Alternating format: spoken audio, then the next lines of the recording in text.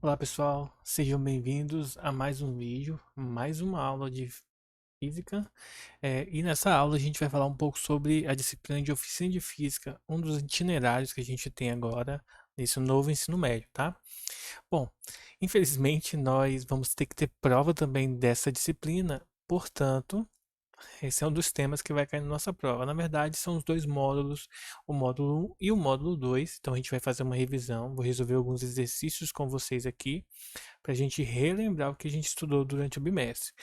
Não deixe de deixar aqui um comentário para poder fazer chamada e, além disso, peço vocês que entrem na plataforma depois que acabar o vídeo e façam os trabalhos que eu irei colocar lá para a gente poder fechar a nota dessa disciplina.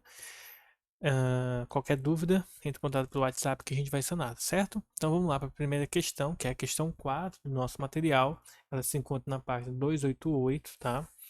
Que diz o seguinte: quanto a um site colocar a data de publicação de certa informação. Esse é um módulo que a gente estava trabalhando sobre o tratamento das informações em relação à veracidade delas na internet, tá? Então, quanto a um site colocar a data de publicação é, de certa informação, letra A, não é importante para a pesquisa. A gente sabe que isso aqui é falso, tá? Porque a data é importante. Muitas pesquisas precisam da sua data para poder ser válida, então não é que seja uma verdade absoluta, mas também dizer que não é importante é falso, tá? B. Para algumas pesquisas, pode ser que não seja definidor da confiabilidade da pesquisa realizada. Isso aqui tem cara de que está certo, então a gente vai deixar aqui guardadinha. Vamos ver se as outras, digamos assim, a gente já pode anular de cara ou se a gente vai precisar analisar mais um pouco. Letra C. Sempre é importante, pois todas as informações passam por modificações sempre. A gente sabe que esse sempre, eu até conversei com isso na aula, em uma das nossas aulas, esse sempre aqui e a palavra nunca, elas são muito problemáticas. Então, dizer que sempre é importante colocar a data de publicação é complicado, então nem sempre é necessário, tá? Letra D. Uma pesquisa mais recente é sempre mais confiável que uma mais antiga. Isso aqui, novamente, a palavra sempre entrega aqui a falsidade da alternativa, tá? Lembre-se, ó, aqui em cima também tem sempre, passa até batido. A palavra sempre ou a palavra nunca a gente deve tomar bastante cuidado ao usá-las, tá? Então, sempre tenha cuidado. Agora é verdade, tá? Então, letra B é a letra correta.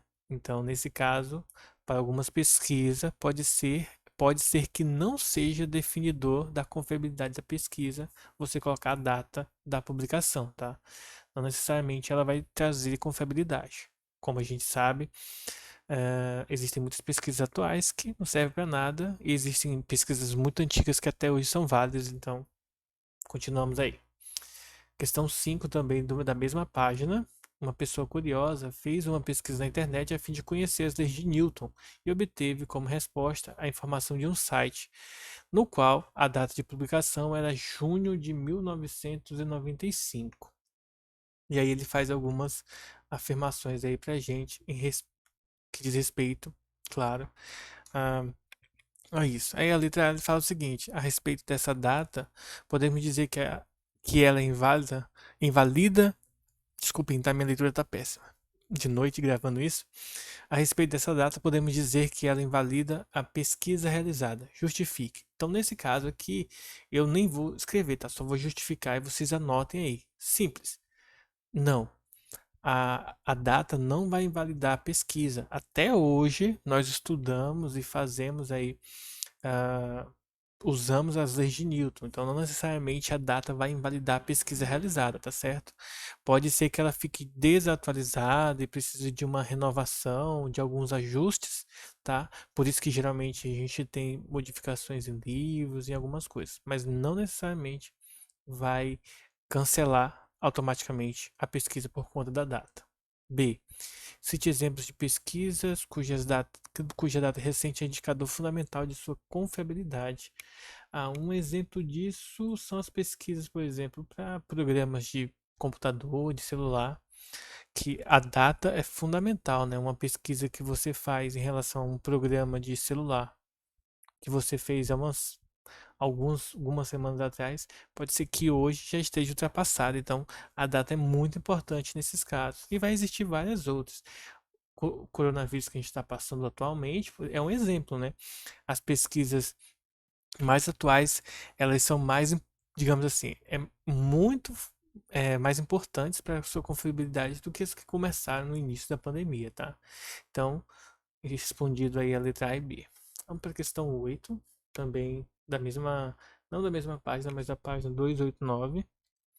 Uma das características do texto de um site é ser ou não coerente.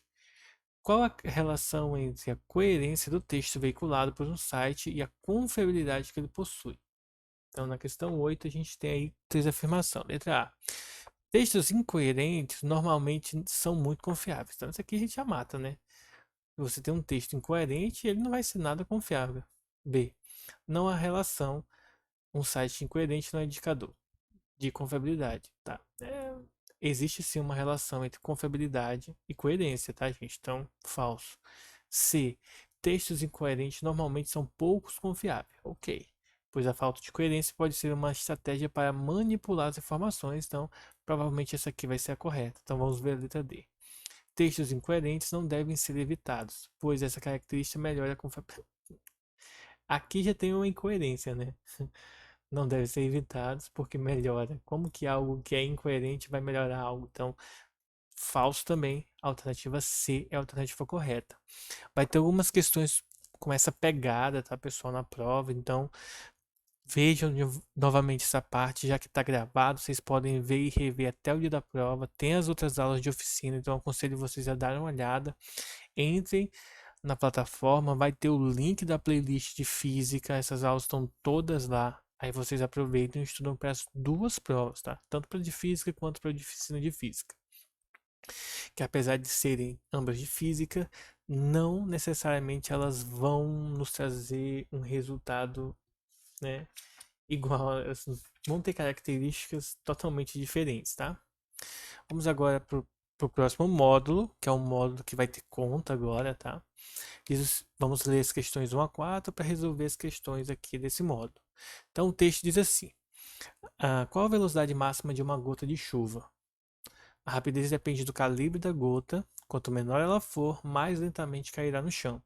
A velocidade limite é alcançada quando a sua velocidade de queda não aumenta mais.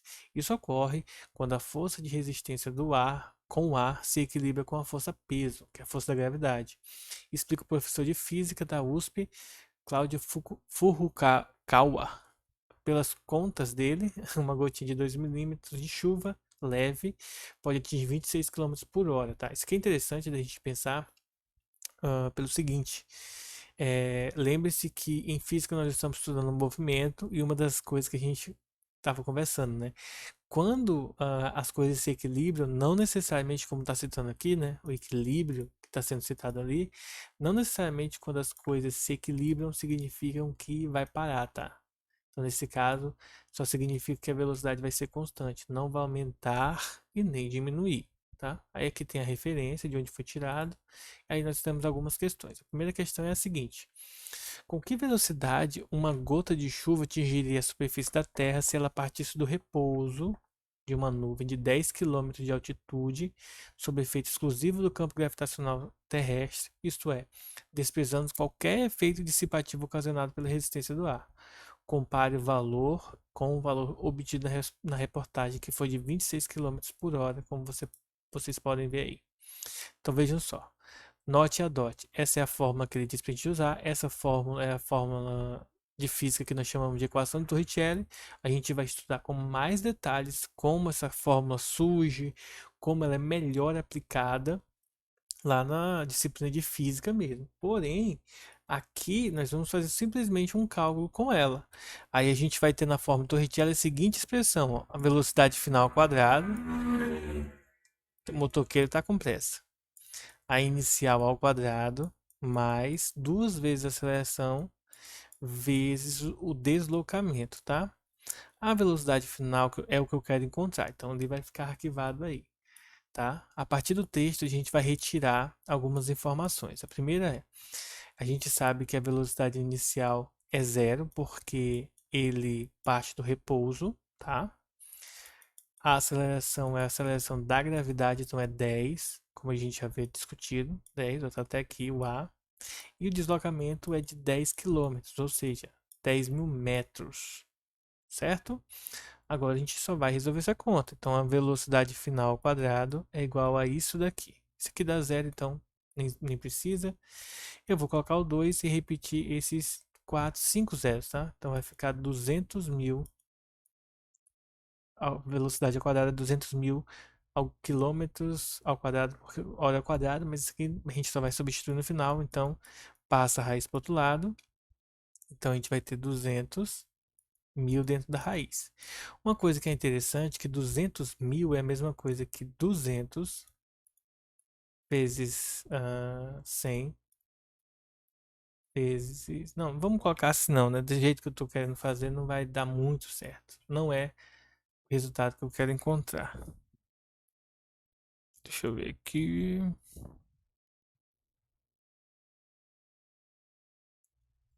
Então, como que eu posso calcular essa raiz aqui? Uma coisa que eu posso fazer, ó, é separar aqui, ó, 4 vezes 5 vezes...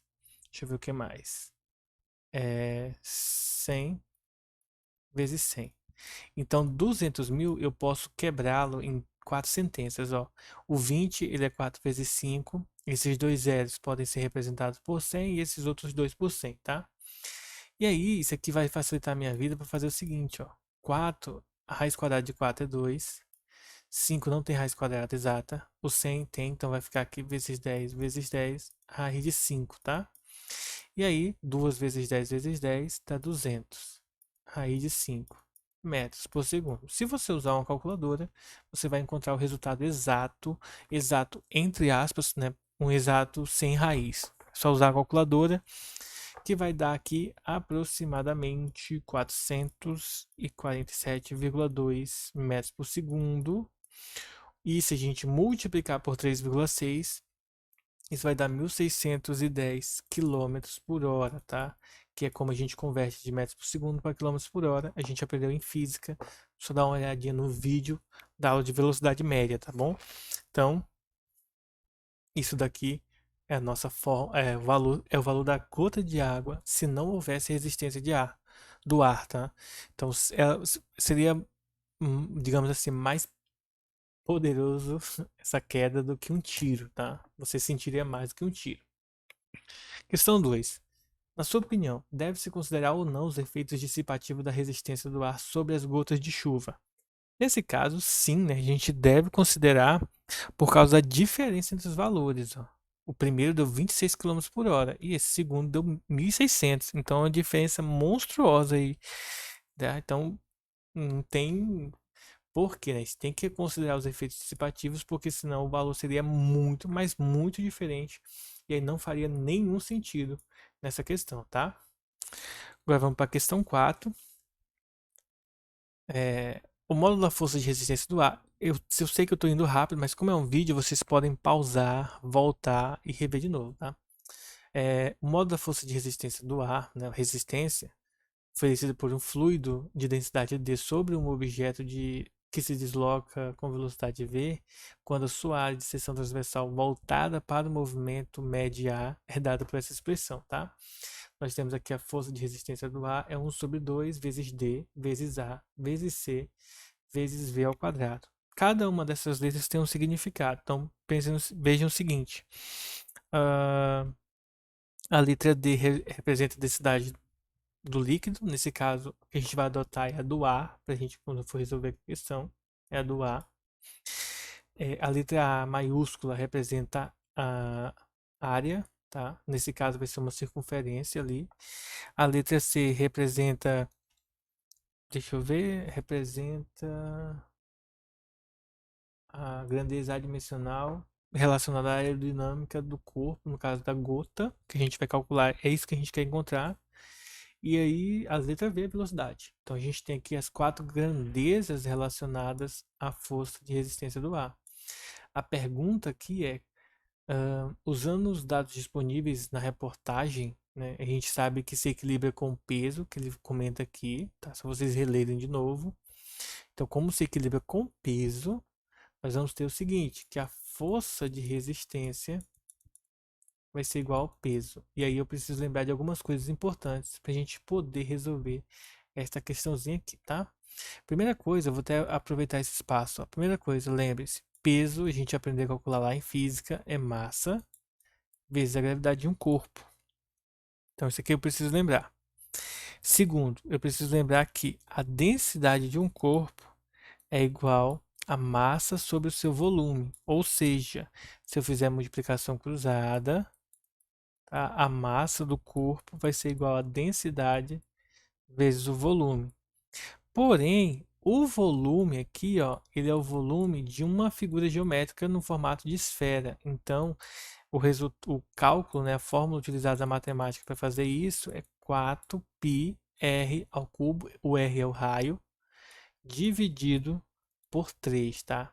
Então, isso aqui é uma outra fórmula que a gente vai estar utilizando. Então, como eu havia comentado com vocês, há uma dificuldade um pouco maior. Por isso, tá, pessoal, que tem esse cálculo um pouco mais, digamos assim, pesado, tá? E aí a gente tem o valor da massa, porque a gente vai usar o valor da massa aqui no peso, tá? A gravidade a gente sabe que vale 10. O D vale 1,2, tá? Que mais? O A vale πr quadrado. O C é o que a gente quer encontrar e a velocidade ao quadrado é a velocidade de 26 km por hora, como foi mostrado para a gente lá no início, tá?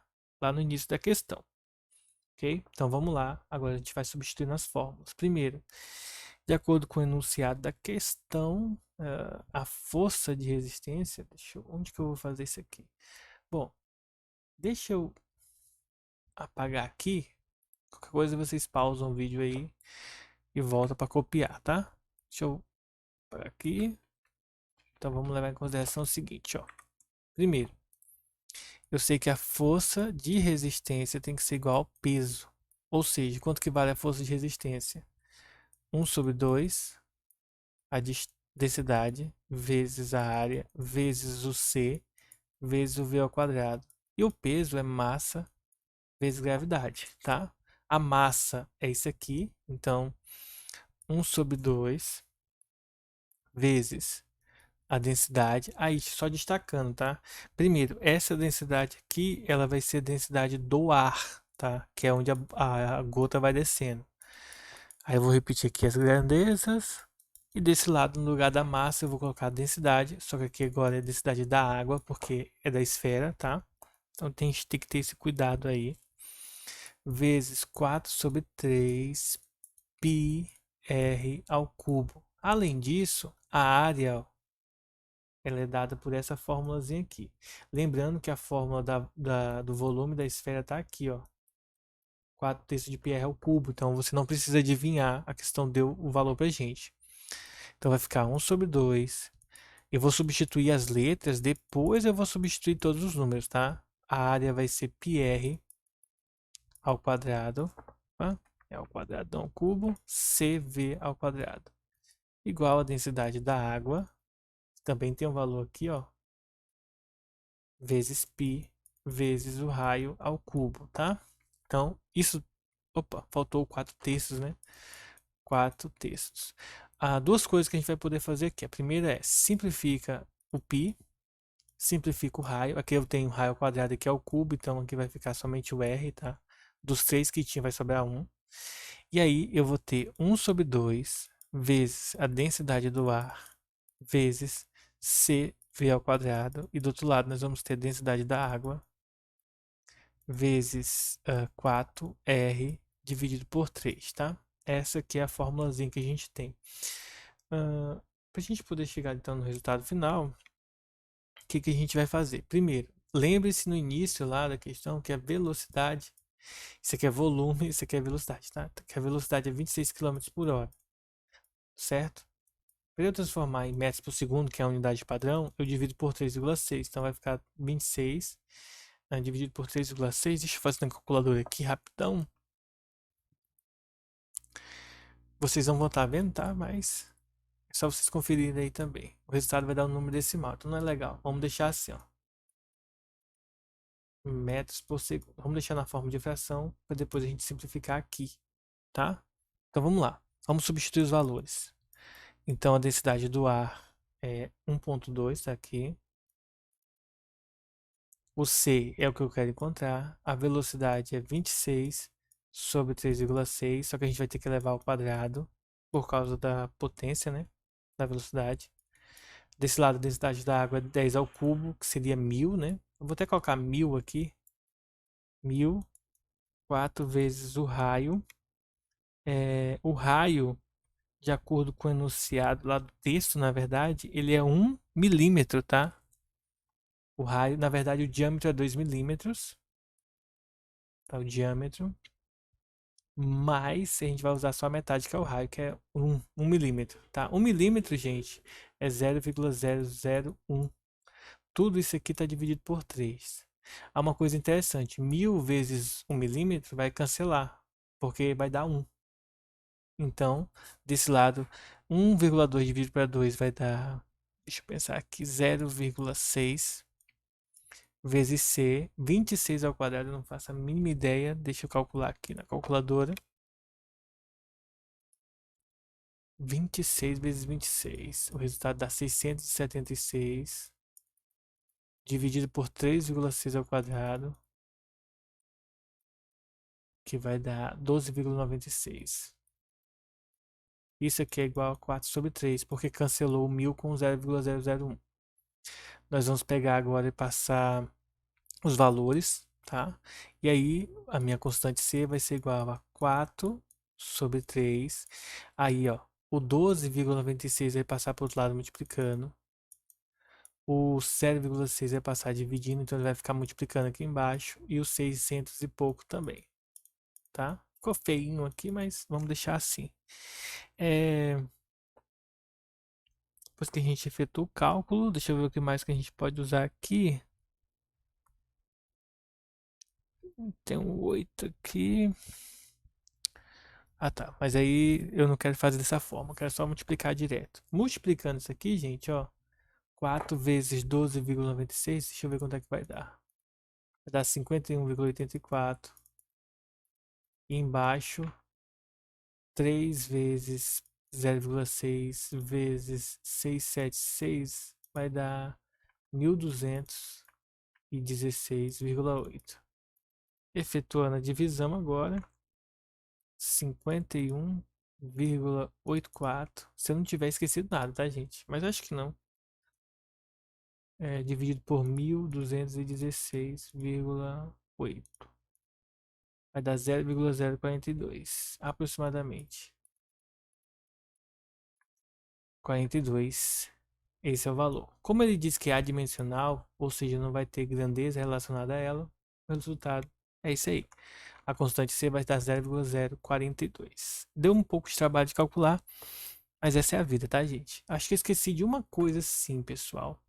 Ah, lembrei, ó. Eu esqueci da gravidade aqui, ó. Ou seja, aqui tem a gravidade, aqui também. Ou seja, aqui está multiplicado por 10, aqui também. A única coisa que vai mudar aqui, gente, é que no resultado final, em vez de ficar 0,042, tá? Esse zero aqui vai sumir. E aí a vírgula vai estar aqui, ó.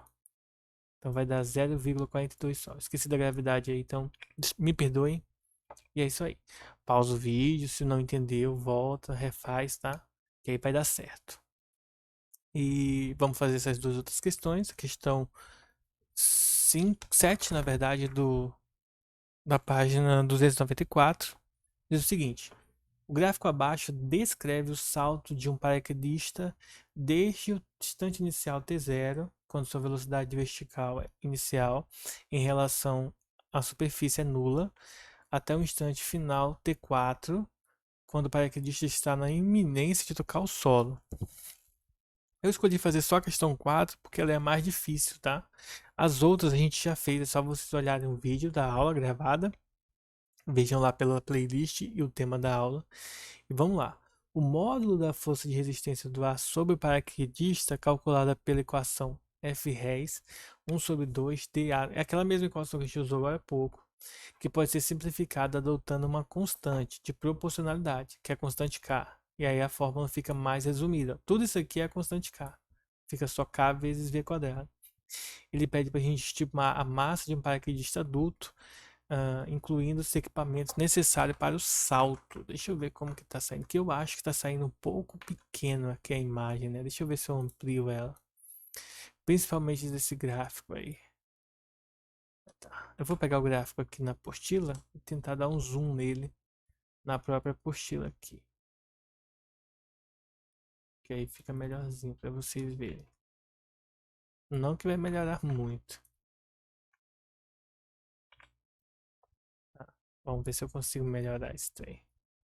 Acho que deu para melhorar um pouquinho. Então vamos lá. É para a gente calcular a força de resistência. Nesse caso, é a mesma estratégia daquela questão lá. A força de resistência vai ser igual à força peso.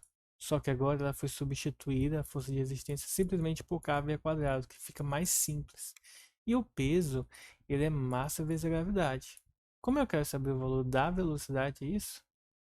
Estime a massa. Na verdade, a gente quer saber a massa, né? Então, não, não é a massa. Estime a massa do paraquedista adulto, incluindo tal, e calcule o valor da constante. Então, a gente quer saber o valor da constante. É isso que a gente quer saber, tá? Então, vamos lá. Considerando a massa total do indivíduo mais os equipamentos, isso aqui vai estar no enunciado anterior, tá? Lá em cima. A gente vai ter que ele vai ser igual a 100, tá? Então, vamos lá. A constante K vezes a velocidade. A velocidade a gente vai utilizar ela igual a 5, tá? Que é essa primeira aqui, ó. Para ficar mais fácil o cálculo. Eu poderia escolher os 50, mas aí fica mais difícil o cálculo. A massa é 10, não, 100 e a gravidade é 10. Bom, então isso aqui vai dar 25K igual a 1000. Passa-se por 25 dividindo, então 1000 dividido por 25 que dá 40. Esse é o valor da constante. Como a constante está voltada com força, é quilograma por metro. Esse é o valor da constante K. E aí a gente finaliza questão 7. Essa é mais simples porque a fórmula fica mais fácil de se usar, tá? Agora vamos para a questão 9, para a gente finalizar a nossa aula. Até porque ela já está longa, eu não sei se nem se vai dar para vocês assistir. Vai dar sim.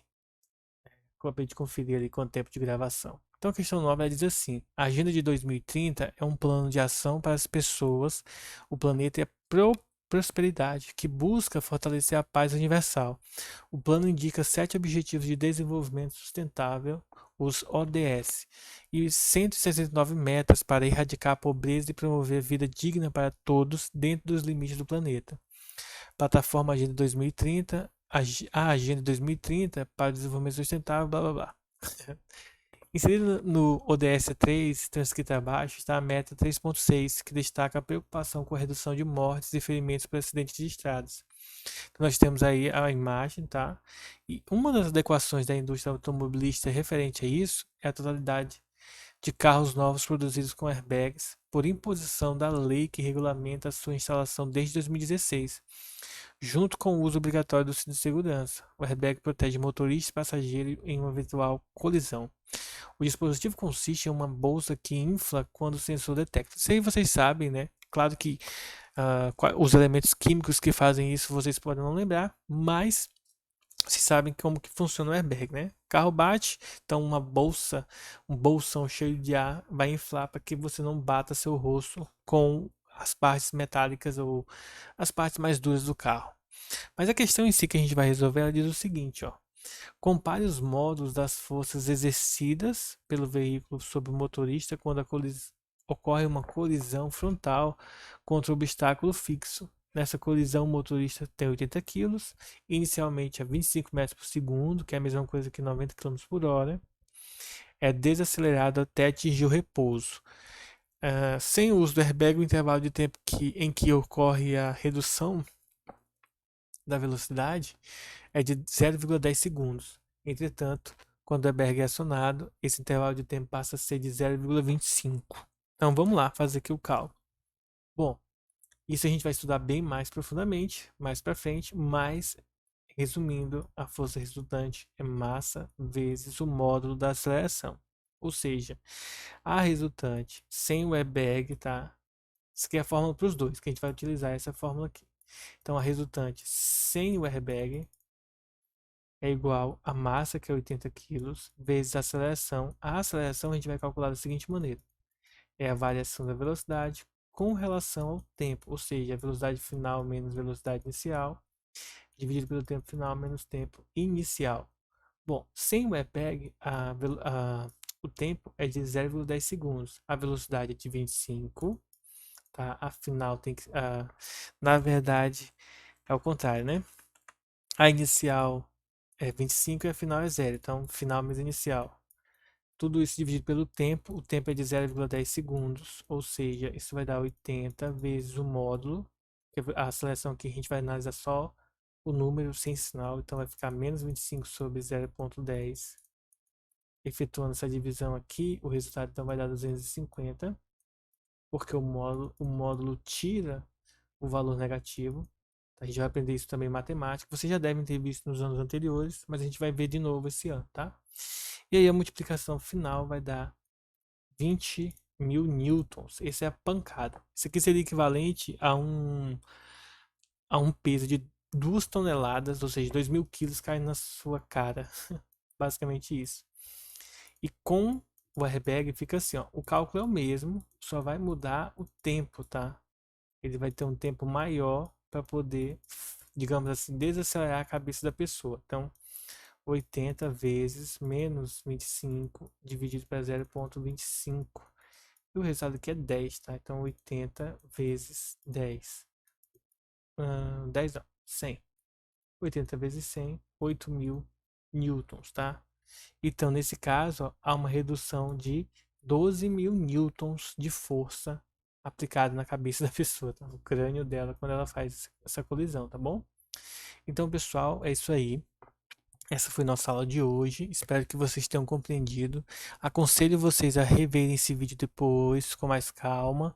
Verem também os vídeos anteriores da aula de oficina de física, tá bom? Vejam, porque vai ser importante. A playlist com todas as aulas de física está disponível na plataforma. Não esqueça do comentário, tá bom? E não esqueçam de fazer os trabalhos de física, nem os de matemática e também os de oficina. Muito importante para a nota de vocês, tá? Vai valer ponto e vai ajudar bastante. Então, fique com Deus e até a nossa próxima aula. Falou, pessoal!